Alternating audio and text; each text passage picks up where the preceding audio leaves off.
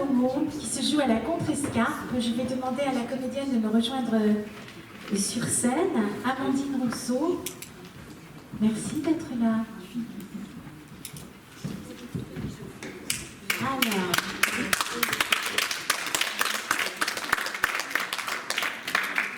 bienvenue sur le plateau. Alors, on vous reçoit pour une pièce qui est quand même l'adaptation déjà d'un roman, d'un auteur un peu sulfureux, hein, qui a eu quand même une vie un peu particulière, Massimo Carlotto. Et c'est une pièce qui a été, enfin c'est un roman qui a été écrit en 2004 et dont le sujet est d'une très très brûlante actualité en 2020. C'est assez saisissant et ça quand on voit la pièce, c'est vrai que ça interroge beaucoup, c'est presque prémonitoire cette pièce.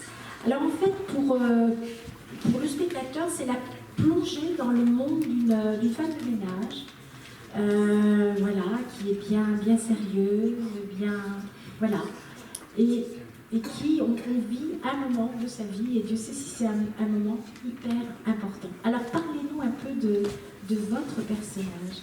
Qui jouez-vous exactement? Alors je joue Juliette, qui est donc une femme d'une quarantaine d'années, qui est femme de ménage, qui est mariée à Arthur, qui a une fille. Et la vie d'Arthur et de Juliette et de leur fille, elle est plutôt... c'est une vie où il y a cette phrase pour moi qui parle vraiment, qui dit tout du spectacle, où elle dit d'accord, on meurt pas de faim, mais on est tout le temps obligé de compter. Et cette phrase résume vraiment le quotidien de Juliette et ce qui va l'emmener aussi en fait à la dérive. C'est un personnage qui peut paraître très cru, et qui l'est, hein, sur plein de points. Elle est très crue, elle a des propos parfois affreux vis-à-vis des étrangers, vis-à-vis de sa fille, de son mari. Et en même temps, nous, ce qui ressort aussi de l'écriture, c'est là où l'écriture de Massimo Carlotto est très intéressante, c'est que l'écriture montre que c'est pas si tout blanc ou si tout noir que ça en fait, et qu'elle n'est pas que ce qu'elle dit, que évidemment elle a des failles et que au travers de cette écriture on décèle ces failles parce qu'il y a des moments où elle lâche prise et où on voit que la misère sociale, la solitude, parce que des fois on vit pas seul, mais au bout du compte on est très seul, ça peut en fait on n'est pas à l'abri, ça peut toucher n'importe qui et ça peut nous emmener à un endroit de folie, au bord de l'abîme, quoi. Voilà. Alors cette petite ménagère en fait, et femme de ménage, elle a un côté très sérieux, très rigoureux.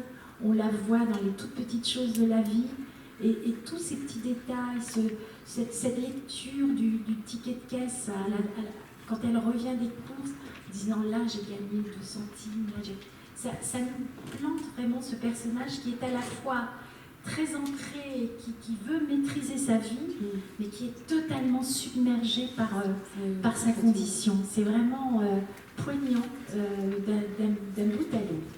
Alors on va parler un peu des 2 autres personnages de la pièce que l'on ne voit pas, mais qui sont le mari et la fille, bien évidemment. Alors ce mari, ça a été, avant d'être un mari, ça a été un amour, on peut quand même l'espérer. Voilà. Et comment ça s'est passé au fil du temps? En fait, on voit qu'au fil du temps, la précarité a pris le dessus sur leur quotidien précaire, a pris le dessus sur leurs sentiments, sur leurs liens. Et puis, ils n'arrivent plus à... Le fait de compter sans arrêt, de ne pas pouvoir... d'être illusionnés aussi beaucoup par la télé, parce qu'elle se raccroche beaucoup à ça. Ça c'est la fenêtre sur le monde. Voilà, sur le monde, mais la télé peut être une fenêtre sur le monde, mais ça dépend toujours de quoi on regarde, sur qu'est-ce qu'on regarde. Et en même temps, ils sont chacun, au bout du compte, pris dans leur solitude, en fait. Et elle dit d'ailleurs à un moment donné qu'ils se parlent plus. ils parlent de choses de tous les jours, mais ils ne se parlent plus, vraiment. Et que tu sens que ce manque d'échange, ça ne communique plus. Voilà, finit en fait ils finissent chacun, l'un et l'autre, par se renfermer sur eux. Et elle finit par lui reprocher énormément de choses parce que c'est un peu l'être humain. Oui. On a souvent envie d'en vouloir à l'autre plutôt que de se remettre en cause parce que c'est difficile. Tout à fait. C'est et elle avait porté beaucoup d'espoir dans oui. ce mariage. C'était vraiment... voilà, c'était peut-être le début d'autre chose et d'une autre vie. Et puis il y a la fille qui est omniprésente, bien évidemment, dans ce spectacle, et qui a là aussi un manque de communication, un blocage entre ces deux femmes, puisqu'elle devient femme également. Voilà. Elles ne se comprennent plus. Mais parce que Juliette a projeté sur sa fille la réussite qu'elle n'a pas eue. Et en même temps qu'elle est très dure, tu perçois en fait vraiment la faille de cette mère qui rêvait autre chose pour son enfant. Et malheureusement, elle n'arrive pas à se comprendre en tout cas. D'accord. Alors ce choix de défendre cette pièce n'est pas anodin, puisque de par votre positionnement dans la vie, dans votre engagement du théâtre, vous êtes une femme engagée. Et ça, c'est quelque chose que vous revendiquez.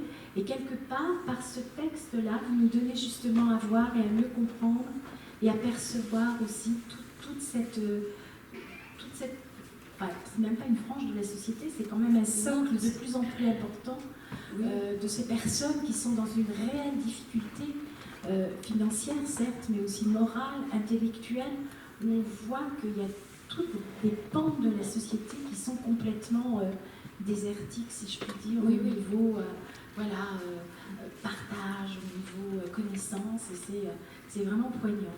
Donc bravo pour cet engagement. Alors, si vous accepteriez de nous donner un tout petit bout, un petit extrait, ce serait génial, parce que ça nous mettrait un peu dans l'ambiance, si c'est pas trop vous demander.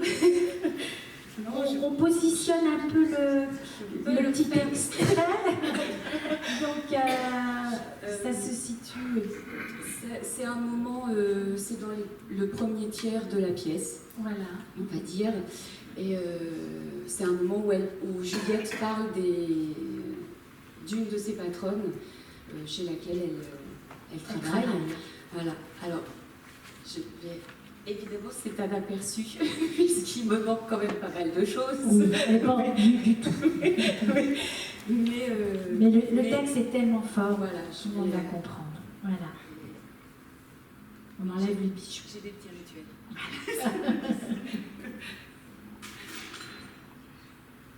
Vous voulez que je m'enlève ou non, ça...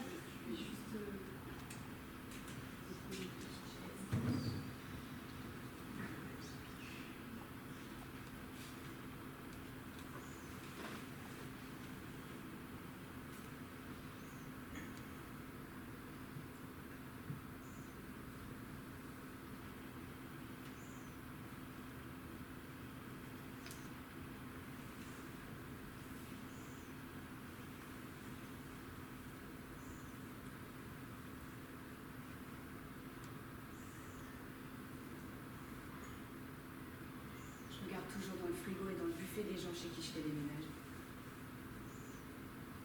Rien que des produits de qualité. Foie gras d'élan, légumes bio, pain de caviste, des tablettes de chocolat. Ah bah, qui coûtent autant que toutes mes courses de ce matin. Mes patronnes n'ont jamais mis les pieds dans un discount. Une fois, je me suis permis de dire à Madame Mazot qui voulait préparer une mousse de thon pour ses invités que chez Affaires Alléchantes, il y avait une promo intéressante. Un lot de 8 boîtes de 80 grammes avec en cadeau un bol en céramique véritable. Le tout pour seulement 4,20 €. Elle a éclaté de rire. Ce n'est pas du thon, ça, Juliette. Nous n'achetons que du thon rouge de Méditerranée.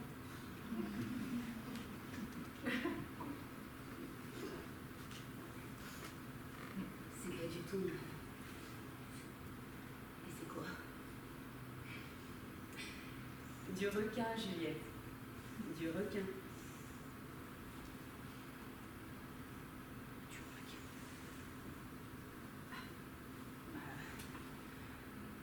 fait goûter la mousse, et j'ai vraiment senti la différence. Du coup, j'ai plus racheté de boîte.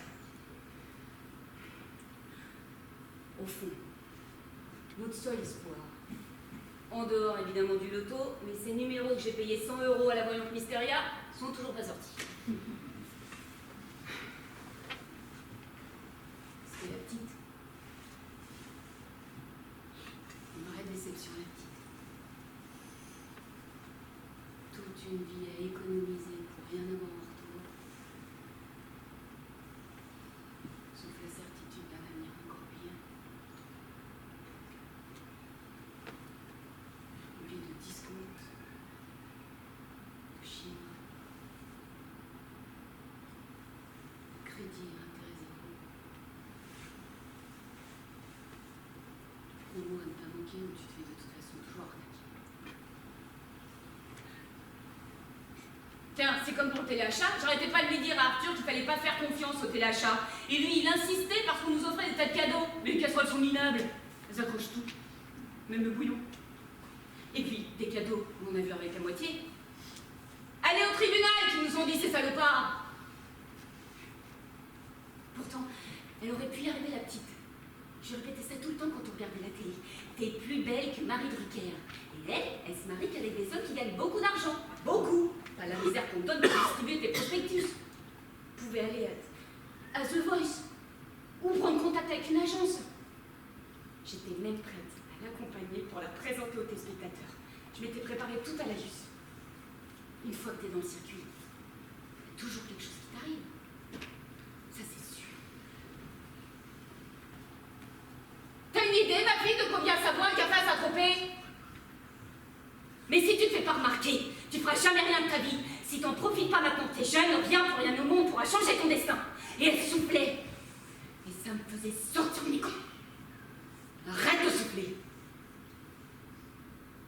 Quoi? Tu veux finir comme moi?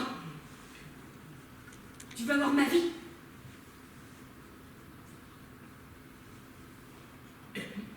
Arthur me disait de la laisser tranquille, qu'elle trouverait bien sa voie, qu'elle travaillerait et qu'elle fondrait une famille comme tout le monde. Mais tout le monde.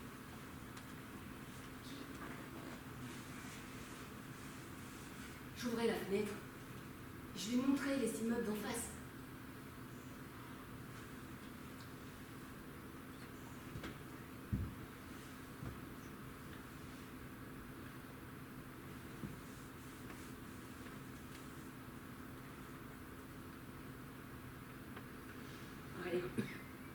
Plus rien au monde m'obligera à finir ma vie au milieu d'autres gens tristes et pauvres. Rien. Plus rien au monde.